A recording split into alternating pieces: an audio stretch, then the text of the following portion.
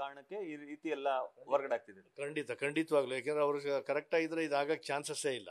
ಮತ್ತು ಅವ್ರ ಒಳಗಡೆ ಸೂಪರ್ವೈಸಿಂಗ್ ಮಾಡಿ ಈ ಥರ ಒಂದು ಕಡೆ ಕೂತ್ಕೊಂಡು ಅಸೆಂಬ್ಲಿ ಮಾಡ್ಕೊಂಡು ಈ ಥರ ಹೊಡಿಲಿಕ್ಕಾಗಲಿ ಈ ಥರ ಇದು ಮಾಡ್ಕೊಂಡು ಮಾತಾಡ್ಕೊಂಡು ಒಂದು ಬೇರೆ ಯಾರು ಕೊಡ್ತಿದ್ರೆ ಈ ಪ್ರಶ್ನೆಗಳು ಉದ್ಭವ ಆಗ್ತಿರ್ಲಿಲ್ಲ ದರ್ಶನ್ ಜೊತೆ. ಅಲ್ಲಿ ಕೊಡ್ತಿರೋರೆಲ್ಲರೂ ಕೂಡ ಒಂದಲ್ಲ ಒಂದು ಇದರಲ್ಲಿ ಒಂದು ಆರೋಪಿಗಳಿದ್ದಾರೆ ಮತ್ತು ಒಂದು ರೌಡಿ ಪಟ್ಟಗಳಿದೆ. ಈ ಥರ ಎಲ್ಲ ಆರೋಪಗಳಿರ್ತಕ್ಕಂಥ ವ್ಯಕ್ತಿಗಳು ಸೇರಿದಾಗ ಏನಾಗ್ತದೆ, ಅಲ್ಲಿ ಕ್ರಿಮಿನಲ್ಸ್ಗಳು ಕೂಡ ಅಸೆಂಬಲ್ ಆಗಲಿಕ್ಕೆ ಸಾಧ್ಯವಾಗ್ತದೆ ಅನ್ನೋದು ಒಂದು ಕಡೆ ಜನಗಳಿಗೆ ಒಂದು ಮನಸ್ಸಲ್ಲಿ ಕೂತು ಬಿಡುತ್ತದು. ಅದಾಗಲಿಕ್ಕೆ ಬಿಡಬಾರ್ದು ಅಧಿಕಾರಿಗಳು. ಯಾಕೆಂದರೆ ಯಾವುದೇ ಒಂದು ಸರ್ಕಾರದ ಏಜೆನ್ಸಿ ಇರೋದು ನಾವು ಜನಗಳ ಹಿತವನ್ನು ಕಾಪಾಡಲಿಕ್ಕೇ. ಜೈಲಿನೊಳಗೆ ಅದೊಂದು ಫೋಟೋ ಬಂದು ಮಾಧ್ಯಮದಲ್ಲಿ ಪ್ರಸಾರ ಆಗಿರೋದು ಸಮಾಜದಲ್ಲಿ ಭಾಳ ನೆಗೆಟಿವ್ ಎಫೆಕ್ಟ್ ಆಗ್ತದೆ. ಅದರಲ್ಲೂ ಯುವ ಜನರ ಮೇಲೆ ತುಂಬ ಪರಿಣಾಮವನ್ನು ಬೀರ್ತದೆ. ಹೇಗೆ ಅದು ವೀಡಿಯೋಗಳಲ್ಲಿ ಅವ್ರು ಮಾತಾಡ್ತಾರೆ, ಅದು ಹೇಗೆ ಒಬ್ಬ ವೀಡಿಯೋ ಕಾಲ್ ಮಾಡಿಕೊಡ್ತಾನೆ, ಹೇಗೆ ಅವರ ಸ್ನೇಹಿತನಿಗೆ ಅಥವಾ ಅವ್ರ ಶಿಷ್ಯನಿಗೆ ಒಂದು ವಿಶ್ ಮಾಡ್ತಾರೆ, ಇದೆಲ್ಲ ಒಂದು ಪ್ರಶ್ನೆಗಳು ಹಾಗೆ ಉಳ್ಕೊಂಡ್ಬಿಟ್ಟಿದೆ. ಅದನ್ನು ಪತ್ತೆ ಮಾಡಬೇಕಾಗ್ತದೆ.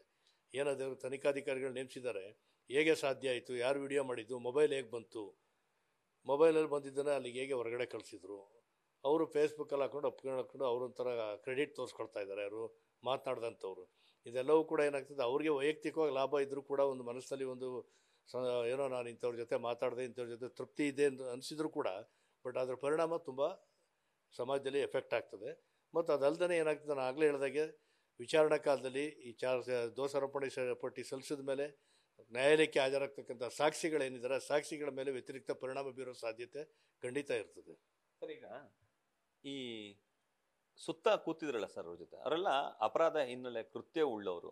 ಅಂಥವ್ರ ಜೊತೆ ಕೂತಾಗ ಅಥವಾ ಅಂಥದ್ದೊಂದು ಫೋಟೋವನ್ನು ವೈರಲ್ ಆದಾಗ ಅಥವಾ ಹೊರಗಡೆ ಬಂದಾಗ ಅದು ಈ ಸಾಕ್ಷ್ಯಗಳ ಮೇಲೆ ಪರಿಣಾಮ ಬೀರುತ್ತೆ ಅಥವಾ ಅವ್ರು ಬೀರ್ತಾರೆ ಅಥವಾ ಬೀರಿಸ್ಬೋದು ಒಳಗಡೆ ಇರೋರ ಮೂಲಕ ಅಂತ ಅನ್ಸಲ್ವಾ ಸರ್? ಹೌದು, ಖಂಡಿತ ಅದನ್ನೇ ನಾನು ಹೇಳ್ತಾ ಇರೋದು. ಯಾಕೆಂದರೆ ಯಾವ ರೀತಿ ಪರಿಣಾಮ ಬೀರುತ್ತೆ ಅಂತಂದರೆ, ಸಾಕ್ಷಿಗಳಿಗೆ ಈಗ ಆಲ್ರೆಡಿ ಇವರೆಲ್ಲ ದೊಡ್ಡ ದೊಡ್ಡ ಇನ್ಫ್ಲೂಯೆನ್ಸ್ ಇರೋರು ಇವರೆಲ್ಲ ಅಲ್ಲೇ ಜೊತೆಲೇ ಸೇರ್ಕೊಂಡಿದ್ದಾರೆ.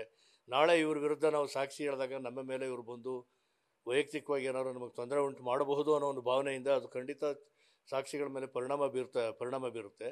ಅದಕ್ಕೋಸ್ಕರ ಹೇಳಿದ್ದು ನಾವು ಇದ್ರ ಮೇಲೆ ಒಂದು ಕ್ರಮವನ್ನು ತೆಗೆದುಕೊಂಡು ಏನು ಕ್ರಮ ಆಯಿತು ಅನ್ನೋದು ಸಮಾಜಕ್ಕೆ ಮೆಸೇಜ್ಗೆ ಬಂದರೆ ಅದ್ರ ಎಫೆಕ್ಟು ಜನಕ್ಕೆ ಬರಬೇಕು. ಅಂದರೆ ಅಧಿಕಾರಿಗಳು ಶಾಮೀಲಾಗಿ